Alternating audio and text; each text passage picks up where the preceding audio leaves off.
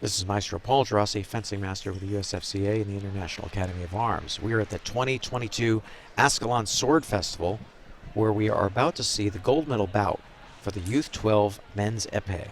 On the left, we have Adam Ginzburg from the Fencing Center of Chicago, fencing against Chutkay from Columbus International Fencing Academy. With me in the booth, I have 5-time national champion and 16-time world team member, Dr. Joseph Streb. Joe?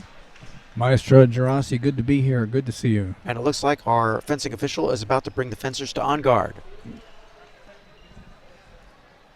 Mr. Chutkay on the right, Mr. Ginzburg on the left. And already we can see a little bit of height differential.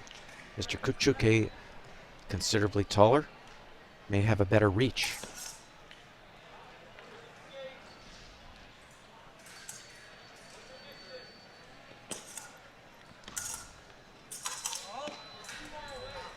Well, Mr. Chutkay has the classic Epee physique here with the long reach. It didn't work for him on that first touch.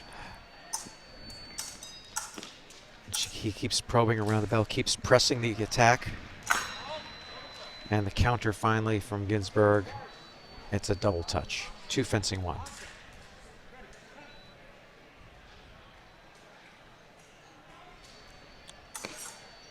Chutkay with that long attack. Taking safe attacks to the wrist. Both fencers fighting for blade control, passing back and forth. Mr. Chutkay owns it at the end and scores his second touch. That was an interesting back and forth. That was very much like foil. Yeah, it looked like foil. Nobody disengaged. The reach won out. And that's something you find it in the youth bouts. Sometimes they don't know when to disengage, and sometimes things look like a drill at some points in time. And I think sometimes the person who knows how to do that disengage will win. And again, getting out of that riposte exchange, this time it's Ginzburg scoring his touch.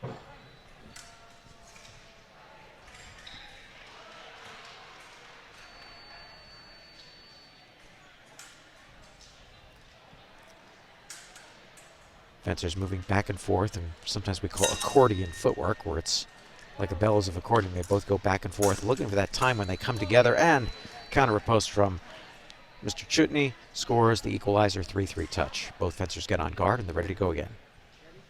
Oh, a little false start there. And we start.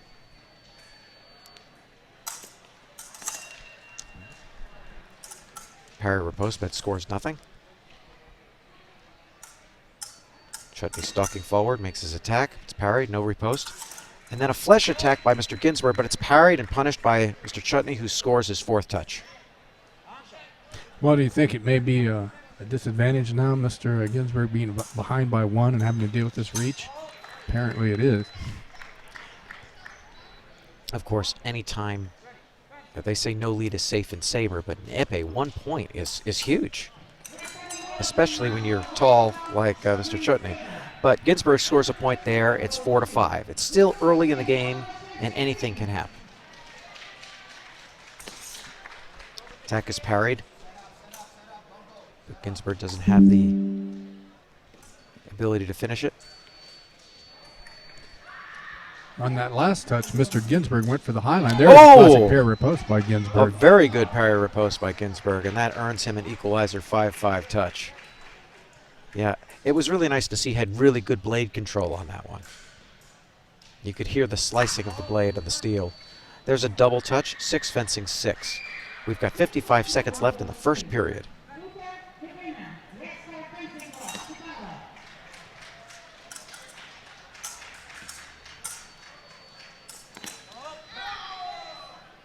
Little pre-defair into preparation. Yeah, he caught that one on the fort of the blade and rode it in for his touch.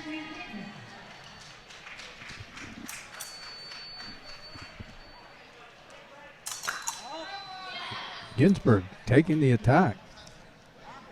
And I thought he would get defensive in that situation, but he didn't.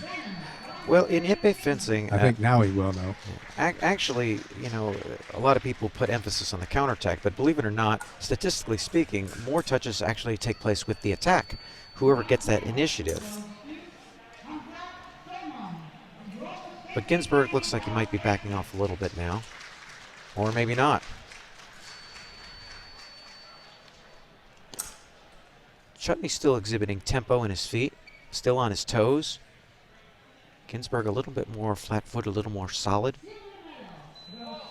And the time runs out in the first period. And the score is 8 for Mr. Ginzburg and 6 for Mr. Chutney. We've been seeing a lot of bouts here, and this one's pretty close. It is close. 2 touches in Epee is not insignificant, but, Mr. Chutkay has the reach advantage. He just has to figure out how to make use of it now. Mr. Ginzburg has shown a little more tendency to be defensive. He likes to attack, but I think his coach will tell him to back up and see if he can pick up another one of those parry riposts like he had early on. Yeah, it seemed like early in the bout, Mr. Ginzburg was having trouble getting a complete control of the blade, but it seems like later on he's found his measure and he's getting control of that blade so he can riposte with a single light action. I think that when he comes forward, his thought now is to finish in a higher line, because Mr. Chutkay does kind of, when he makes his attack, he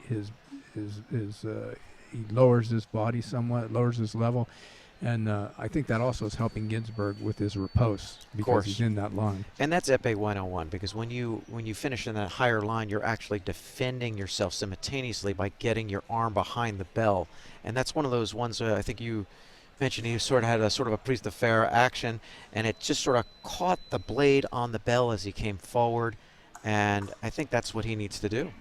Let's see what happens in this next second period. It's 8-6. I'll be very surprised if Mr. Ginzburg comes forward here with an attack.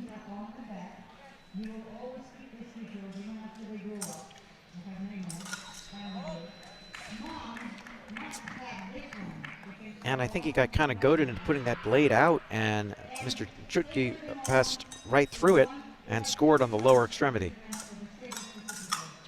And a counter riposte by Mr. Ginzburg. Look with that counter cease action, and he scores touch. Very nice blade take.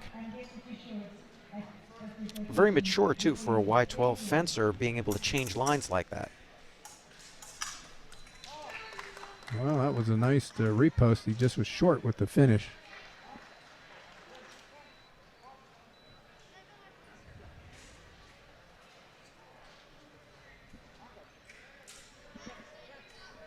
All right, here we go.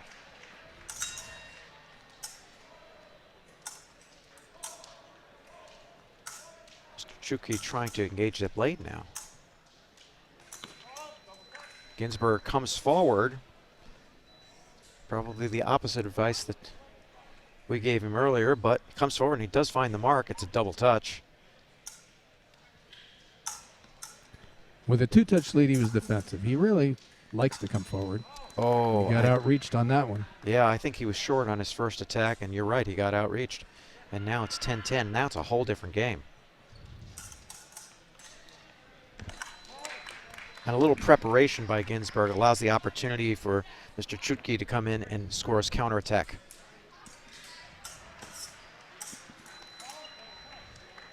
And now we see an opportunity for Mr. Chutkay to be defensive and maybe play the game he really wants to play. Perhaps. Ginzburg showing the toe. Putting his Ginzburg blade showing the arm. He apparently wants to bait an attack into it, which he got. He parried it. Yeah, it's a good strategy. That's what he wanted. He's going to go back to it.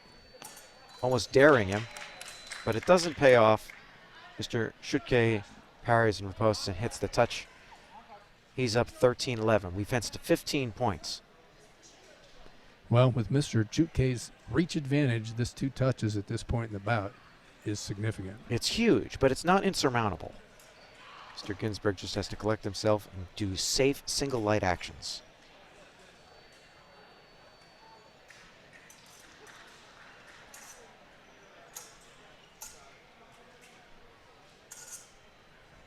He's pushing him back to the warning track. Oh, and the counter riposte from Mr. Chutkay scores his 14th point. One more, and he'll be the gold medalist, even on a double touch. And Mr. Ginzburg seems out of ideas at this point. He may want to go for some safer options. Maybe try and attack the advanced target, the hand and maybe the knee. But he comes forward, looking to engage the blade. Has to do it safely. He'll have to take the blade completely. Pushes him all the way back. And there's the riposte. And Ginzburg finds that single light riposte. It's 12-14. That was a pretty good action. Good patience by Ginzburg. You know, he's stuck with finding the blade one extra time, and that made all the difference. Ginzburg has his arm all the way out. It's vulnerable out there. Oh, Ooh, he there binds it up is the again. blade, and his remise scores. A strong remise. 13-14 is the tide shifting. Sai Chutkay simply needs a touch. It could be a double or a single.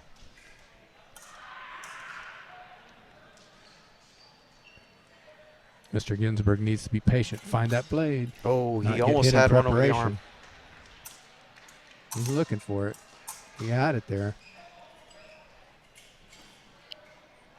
Ginzburg takes a look at the time. He might want to go into the third period and think about this. 17 seconds left. He's showing that invitation.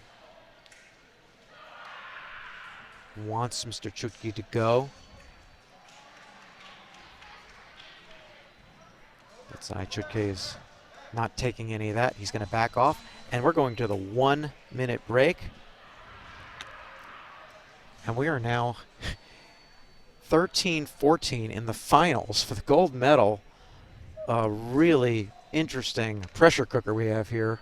It looks like Adam Ginzburg really has the momentum.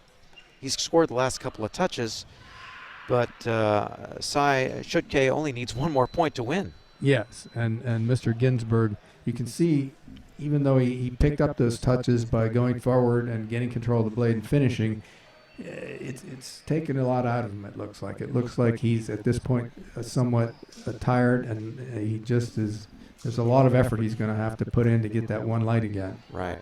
I think one of the things that fencers have to remember is that when you are at this point, 13-14, you don't need to get to 15. You simply need to equalize the score. You simply need to tie the score. You don't have to win it all at the same time. One touch at a time. That's very true.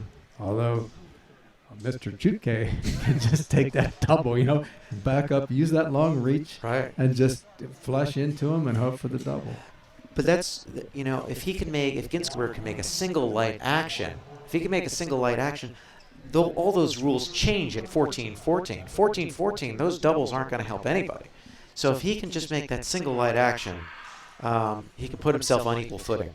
Well, he's got to get the blade. He's got to get the blade to do it. We'll see whether Mr. Chutkay voluntarily backs up here and plays defense or plays counterattack, or whether he tries to fool Mr. Ginzburg and comes forward with something long right off the bat. Well, we're back to the action. Here's the third period. Ginzburg 13, Chutkay 14. Here we go.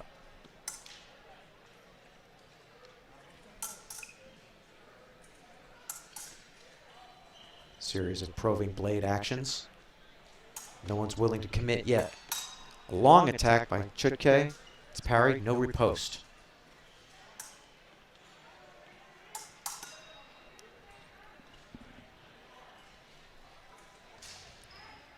And Ginzburg's looking for that blade control. He knows he's got to get it. Oh, he almost scored the hand there. He's getting some looks.